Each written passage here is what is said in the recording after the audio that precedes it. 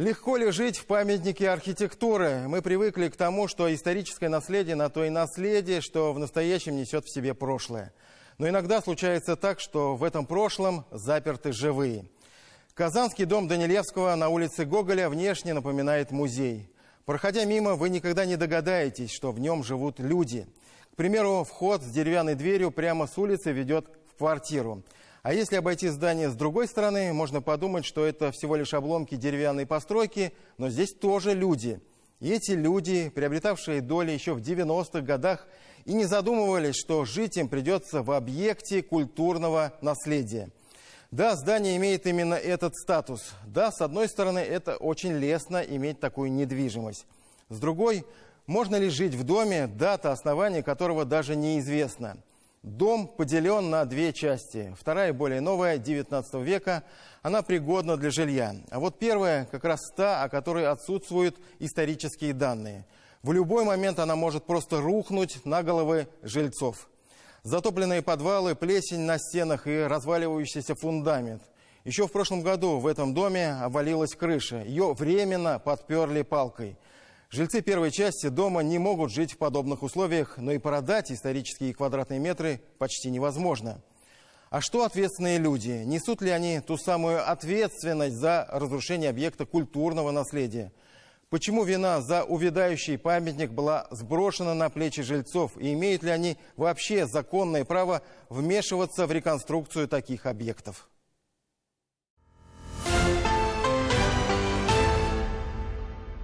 Здесь жила тетя Валя, она всю жизнь работала воспитателем в детском саду.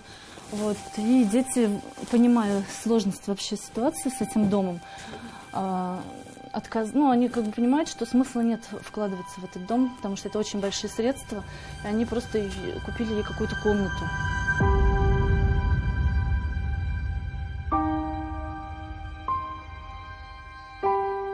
Мой отец приобрел в 90-м году. Я заложница этого дома, получается. И это единственное мое жилье, в которое я вкладывала. И детей я родила, живя тут. И у меня такая ситуация, я не знаю, что делать. И даже если я сейчас вот соберу деньги, буду ремонтировать, это не имеет смысла, потому что дом сам рушится.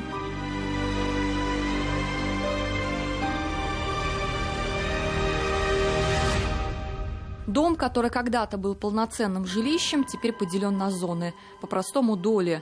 Вот Елена усердно прячется от камеры, она живет в некогда почивальне. А вот Александра, у нее мансардный этаж. Эта страшная лестница в небеса ведет в комнату для прислуги. Крыша протекает не только в моей части, и в другой части. Саму комнату мы открыли не сразу. Среди старых досок, книг и осколков прошлого вдруг неожиданно потерялся ключ. От кого прячут драгоценное убранство? Может, дорогая когда-то лепнина или геометрические орнаменты в духе классицизма. Все это потонуло в буквальном смысле под размокшей от древности крышей. И даже вложенные средства не помогли. Я тогда, когда вкладывалась, я понимала, что я вкладываюсь, но это все очень хлипко. То есть, потому что дом сыреет, внизу никто не живет, что за дом нужно глобально реконструировать, не реконструировать, его глобально надо восстанавливать. Это как кариес у зуба. Нужно зачищать. Помещик выкупил или унаследовал и попросил разрешения у губернатора Казанской губернии пристроить к этому зданию вот еще вот это. Могла ли подумать Александра, что крохотный домик из детства когда-то вдруг станет объектом культурного наследия? Этот статус дом приобрел гораздо позже, уже тогда, когда от него почти ничего не осталось. Вот здесь когда-то была каретная, а вот в этой части располагалась оранжерея. А вот это самая старая часть дома. Настолько старая, что данные о том, когда она появилась, не сохранились. А вот это более новая часть. Она была пристроена в 1862 году. Видите, даже она немножко отличается по цвету. Сегодня вот эти две части одного дома с разной историей все же имеют общую судьбу. Этот дом был построен в середине XIX века, известен тем, что в нем жили два известных профессора медицины. Это Александр Данилевский и Виктор Меньшиков. Меньшиков наш вообще земляк. Этот дом в наш поле зрения попадал неоднократно. Но так как у дома было двое тогда хозяев, и они не могли найти между собой договоренности и консенсус, мы в своей программе, известной по восстановлению деревянных домов Казани, мы этот дом не смогли взять, только из-за жителей.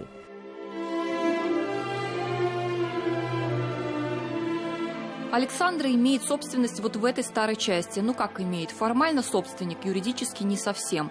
Вопрос с документами здесь у всех. Это, впрочем, одна из главных проблем, которая тянет за собой все остальные.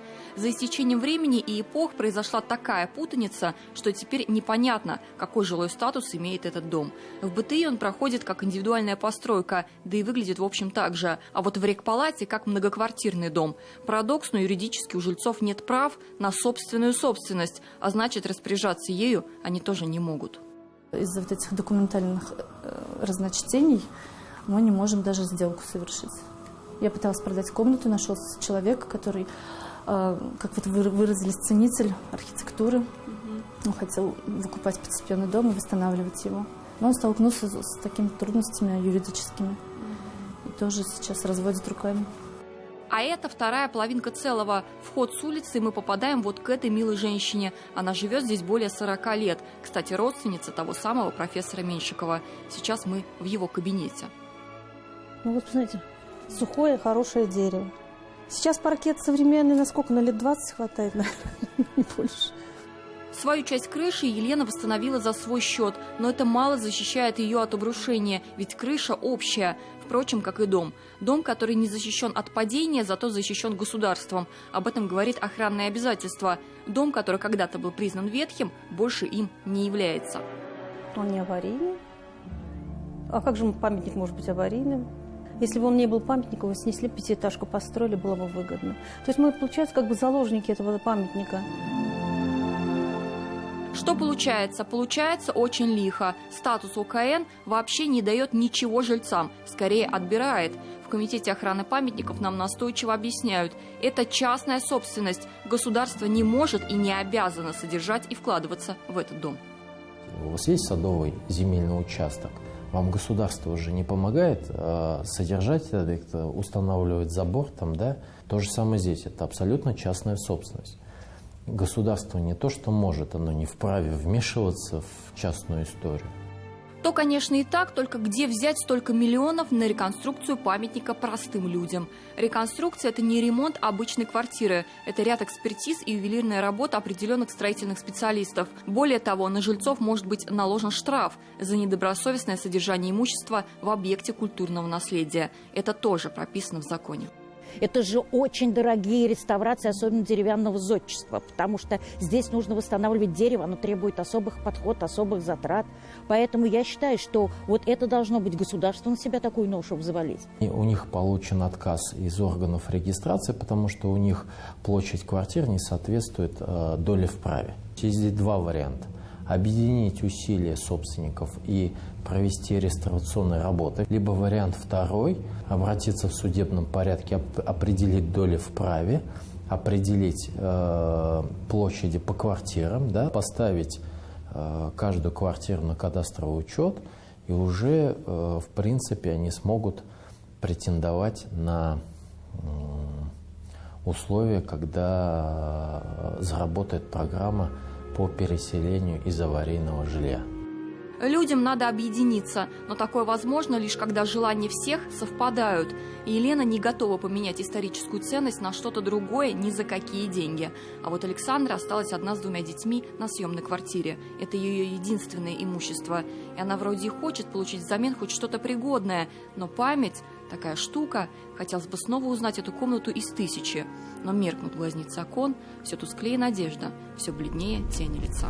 Папа отапливал печку, вот эта печка, дровяное отопление. И вот эти уютные вечера зимние, когда потрескивает огонь, узоры на окнах. Очень хорошие, приятные впечатления о детстве. И у меня какое-то сердце болит за это жилье. Я бы его хотела не терять. Диляра Юсупова, Роман Безменов, 7 дней.